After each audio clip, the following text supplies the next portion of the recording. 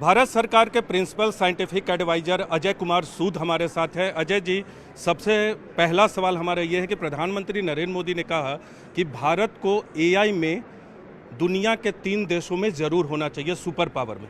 इसके मायने क्या है? इसके मायने ये हैं कि हम एआई से सोसाइटी को कैसे जोड़ सकते हैं, क्योंकि एआई जब हम कहते हैं उसके 2 पहलू हैं। एक तो आप एआई को डेवलप कीजिए, एक डिप्लॉय कीजिए। जब डिप्लॉय करेंगे, क्यों करेंगे? ताकि जो हमारे नागरिक हैं, जो हमारे सदस्य हैं, उनको उनकी जो लाइफ है वो अपलिफ्टमेंट हो। यही हमारा पर्पज़ है। तो जब प्राइम मिनिस्टर नरेंद्र मोदी जी ने कहा, उनका कहना ये है कि ये technology is the roadway to विकसित भारत। सो विकसित भारत जो 2047 का हमें क्लैरियन कॉल है, जो हमें मिशन है, उसमें एआई की बहुत बड़ी भूमिका रहेगी। उसमें और टेक्नोलॉजीज़ भी आएंगी, ऐसा नहीं है कि एआई से सब कुछ होगा, बट एआई की काफ़ी वो रहेगी। तो ये उन्होंने कहा है कि हमें पहले 3 ने, अभी हम ऑलरेडी पहले 5 में हैं, 5 से हमें 3 पे आना है। उसके लिए हमें काम करना होगा। उसके लिए हमें अपनी इंफ्रास्ट्रक्चर को बढ़ाना होगा, हार्डवेयर को बढ़ाना होगा, सॉफ्टवेयर को बढ़ाना होगा, और सोवन एआई की तरफ हमें आगे बढ़ना होगा। तो ये सारे मिलके और एप्लीकेशंस जो होंगी, उसको लेके हमें देखना है कि हम जो हमारे नागरिक हैं, जो हमारे हर श्रेणी के लोग हैं, वहाँ तक एआई का लाभ पहुँचे। हमने यहाँ एक्सपो में भी देखा कि कैसे, चाहे एग्रीकल्चर की बात करें, एजुकेशन की बात करें या हेल्थ की बात करें, वहाँ एआई का इस्तेमाल करके हम बहुत आगे जा सकते हैं। लेकिन एक कंसर्न ये भी होता है कि यूरोप का एआई और अमेरिका का एआई, दोनों के बीच में भारत का एआई है, जो हम लोग बैलेंस बनाकर चलने की कोशिश कर रहे हैं। क्योंकि यूरोप कह रहा है कि उस पर रेगुलेशन होना चाहिए, अमेरिका रेगुलेशन की बात ज़्यादा नहीं करता। तो हम कैसा एआई दुनिया के सामने रखेंगे इस एआई सम्मेलन के दौरान? हमने ऑलरेडी इस पे एआई गवर्नेंस फ्रेमवर्क में काफ़ी चर्चा की है, और 1 हफ्ता पहले हमने एक डॉक्यूमेंट निकाला है अपने ऑफिस से, techno legal framework for AI safety. What it means is that how do you have the safety, the legal requirement built into technology. But what we want is a nimble approach, the light touch approach, and not a very harsh approach which will curb innovation. So the framework which we have proposed, जो हमने किया है, वो DPI का जो आपको experience पता होगा, जो हम UPI करते हैं, वो क्यों सेफ है? वो इसलिए सेफ है, जब आप ट्रांजैक्शन करते हैं फ़ोन से, कि इसमें टेक्नोलॉजी में बिल्ट इन किया हुआ है सेफ्टी को। जब आप पैसा भेज रहे हैं या पैसा ले रहे हैं, जो आपके कॉन्फिडेंशियल बॉक्सेस हैं जहाँ ये एक्सचेंज होता है, जो डेटा एग्रीगेटर्स हैं, वो ऑलरेडी टेक्नो लीगल वे में कर रहे हैं। उसमें आप और मैं अलाउ नहीं करते। ये जो हुआ है UPI में और DPI 1.0 में, इसको हमें एआई में लाना है, और इससे हमें DPI 2.0 आएगा। क्यों? क्योंकि DPI 2.0 DPI 1.0 के डेटा पे बेस होगा। We have tons of data. Question is, क्या हम इंटेलिजेंस को इसमें ला सकते हैं इस DPI 1 में, 1.0 में, and go to DPI 2.0? So उससे that's what our honourable prime minister is saying, how do we really empower हम सबको एआई से मिलकर। आप तो सरकार के वैज्ञानिक सलाहकार भी हैं, लेकिन सरकार को आप नीतियों के लिए सलाह देते हैं। अगर जनता की बात करें, जो भारत की जनता है, और वो अगर समझना चाहे कि इस सम्मेलन से उनके जीवन में भविष्य में और कैसे सुधार आएगा, चाहे किसानों की बात करें, हेल्थ सेक्टर की बात करें, एजुकेशन की बात करें जहां हमें ज़्यादा ज़रूरत है, या फिर नॉर्मल कंप्यूटर की भी बात करें, जो साइंस के दूसरे क्षेत्रों में एआई का जो इस्तेमाल हो सकता है, अगर वो लोग जानना चाहे तो कैसे समझाएंगे? देखिए, आप सबसे पहले तो ये जानिए कि इस समय भारतवर्ष में मोबाइल की पेनिट्रेशन 88% है, 88%।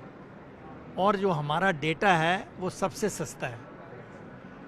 ये 2 चीज़ें एआई डिफ्यूजन को बढ़ावा देंगी, क्योंकि हम चाहेंगे कि अगर किसान है, अभी ऑलरेडी है, अगर किसान ने कुछ शक हो गया कि इस फसल में कीड़ा लगने की संभावना है या होना है, वो सिंपली उससे मोबाइल से इमेज लेगा, एआई ऐप पे लोड करेगा, और उससे पता चल जाएगा कि क्या पॉसिबल डिजीज़ हो सकती हैं।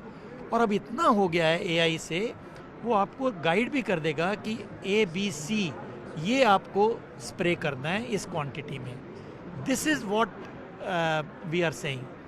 एग्रीकल्चर में जैसे मैंने एक एग्जांपल दिया। दूसरा आपका डॉक्टर के पास जाते हैं, अब हम सब डॉक्टर के पास जाते हैं, पर जब हमारे लोग डॉक्टर के पास जाते हैं उनको बात करना ज़रूर होता है। जी जी। और ये उनकी शिकायत रहती है कि डॉक्टर हमारी बात नहीं सुन रहा क्योंकि टाइम नहीं है, क्योंकि हम तो काफ़ी एक्सप्रेसिव हैं। तो एआई ये कर सकता है, को जो कर रहा है, वो जो पहली इंटरेक्शन है वो एआई से होगी।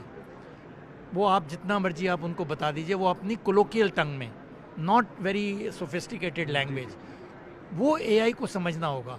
वो आप इम्पोर्टेड एआई से नहीं कर सकते, वो आपको अपना करना पड़ेगा, डायलेक्ट समझने पड़ेंगे।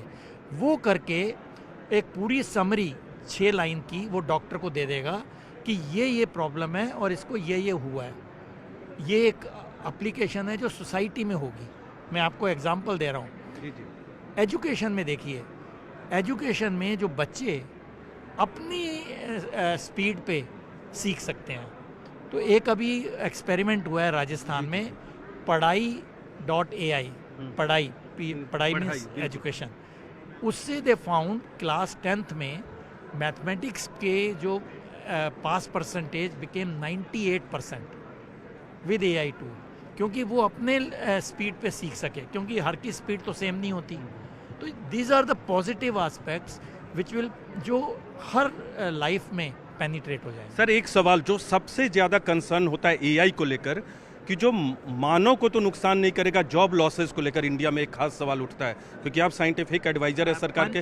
आप इसका इनसे भी बात करूँगा। हाँ, तो एक्चुअली क्या होगा कि कुछ जॉब जो रूटीन है जी जी, वो चली जाएंगी, बट उससे ज़्यादा जॉब्स ऐसी आएंगी जो एआई को लेकर आएंगी। जैसे एआई ऑडिट करेंगे, जो एआई का आउटपुट आएगा, एआई की सेफ्टी कैसे करेंगे, एआई को डिप्लॉय कैसे करेंगे, और जो नई एप्लीकेशंस बनेंगी उसमें इतनी ज़्यादा जॉब्स आएंगी। तो आप ये देखिए, मान के चलिए हर टेक्नोलॉजी में ये होता है। जब कंप्यूटर्स आए तो लोगों ने कहा कि हम आज जो रजिस्टर पे करते हैं एंटर, उनकी जॉब्स का क्या होगा। आपने देखा 1 साल में ही उनको और इतनी ज़्यादा जॉब्स मिल गई। सिमिलरली और कई ऐसी टेक्नोलॉजी हैं जिसमें ज़्यादा जॉब क्रिएट हुई। तो ये हमेशा चलता रहेगा। Technology disruption always gives new opportunities. Sethu Raman Panchanathan ji भी हैं हमारे साथ, इंडियन अमेरिकन कंप्यूटर साइंटिस्ट हैं। सर कैसे देख रहे हो, क्योंकि इंडियन अमेरिकन है तो यूएस के एआई और भारत के एआई और यूरोप के एआई की भी बात होती है, तो आप कैसे देख रहे हैं एआई समिट को इससे भारत के लिए? If you can translate it for me. If you can translate the question for me. How do you see this India AI summit? AI I think it's- see- with respect to US and Europe. I look at this summit as a global AI summit. I don't think of it as an India AI summit. Okay. Because it is bringing together people from all across the globe, and it is a chance to showcase what India is doing clearly, but it is also a convergence of ideas from all parts of the globe. So the inspirations that will come from here will not only impact India, but I think it will impact all parts of the globe. That's what you want from a summit like this. How do you find India's approach towards AI in comparison to US and Europe? I think, I would say that India has got its own native way of seeing how AI can impact the India's problems, challenges, and opportunities. So, for example, I was mentioning that, you look at 22 different languages or many languages and dialects. So this AI is making possible, how do you translate things for everybody, everywhere. So that's very specific to India, but then that learning can be beneficial for other nations or a group of nations which have different languages. That's one example. So, for example, a farmer in India is looking for solutions so that they can have better farming possibilities, better efficiency, better predictions of climate and so on. That's the aspiration of farmers everywhere, but in India there is a need to do that. In India there is a lot of talent that is unrealized in rural areas, of course in some in urban areas too, but all across the geography of India. So how do you take those ideas and talent and bring it all up for the benefit of humanity, society, and personal prosperity for every individual citizen? So these are unique aspects that India can, project to the world, but the world can also partner, because this is not a problem only limited to India. It's also in other parts of the world, global south, and even developed parts of the world. So there's a lot of learnings to be had, and also inspirations to be had. I think it works both ways. And so I find that this summit really captures all of it, the essence of all of it, and projects what India is doing globally, but also sources all the things that's happening globally back to India to see how it can accelerate the progress here too. Ajay sir, एक अंतिम सवाल करूंगा, क्योंकि पहली बार हो रहा है कि ग्लोबल साउथ के देश में एआई समिट का आयोजन हो रहा है और चौथा ये है, तो जब आउटकम डॉक्यूमेंट आएगा तो उसमें हम कौन सी तस्वीर सामने रखने वाले हैं? देखिए, खासकर ग्लोबल साउथ के देशों ग्लोबल साउथ के लिए आप ये देखिए कि हम इंडिया में जो हमने किया है, जो हमने कंप्यूट रिसोर्सेज को दिया है, डेटा को दिया है, ये एक मॉडल हो सकता है ग्लोबल साउथ के लिए। जी जी। आप ये देखिए कि ये जो सारा इन्वेस्टमेंट है इस समय एआई में, मोस्टली अभी गवर्नमेंट से आया, अब प्राइवेट सेक्टर आएगा, अभी आना शुरू हुआ है। ये ग्लोबल साउथ के लिए एक अच्छा मॉडल है, क्योंकि ग्लोबल साउथ में बिलियनियर्स तो है नहीं। जी जी, क्योंकि बार बार ये कहा भी जाता है कि अमेरिका और चीन के पास रिसोर्सेज तो हैं, भारत में नहीं है, तो इसका हल है हमारे पास। रिसोर्सेज हैं जी जी, बट हमें कॉपी नहीं करना कि हम Okay. बिल्कुल एक कल से 1 ट्रिलियन पैरामीटर के लिए ही काम करें Okay. और जब तक काम नहीं होगा हम बैठे रहें जी, जी। और उसके बाद सोचें क्या करना है। No, we need to work कि भाई एकदम हम इसको कैसे कर सकते हैं। जैसे आज आप देखिए दूसरी तरफ जैसे सर्वम एआई ने जी जी। 105 बिलियन पैरामीटर का मॉडल रिलीज किया है आज। उससे क्या सिद्ध हुआ? उससे ये सिद्ध हुआ कि 105 बिलियन पैरामीटर 22 लैंग्वेजेस के लिए जितने LLMs हैं उनसे अच्छा काम कर रहा है at a fraction of a cost. That is India's model. So our frugal innovation, which we call, it's not, frugal does not mean low tech, which is what I want to dispel. Frugal means innovative way which you have not thought about. And that's जो ये India की strength है। India की strength innovation में है। And हमारी hope ये है कि इस समिट से हम काफ़ी लोगों को इंस्पायर कर पाए हैं, ग्लोबल साउथ के भी और हमारे अपने खुद उस, एंड जैसे कह रहे हैं कि बाकी कंट्रीज़ का भी हमारे से कोऑपरेशन, उन सबको मिलके आप अगर देखेंगे तो we can form a global alliance जिसमें हम मिल के काम करें, और जो बिजनेस इंटरेस्ट है वो तो लोगों के रहेंगे, बट उनको कैसे फॉर ग्लोबल गुड हम कर सकते हैं। सर, न्यूज़ 18 इंडिया से बातचीत करने के लिए बहुत बहुत धन्यवाद अजय सर और सेतु सर।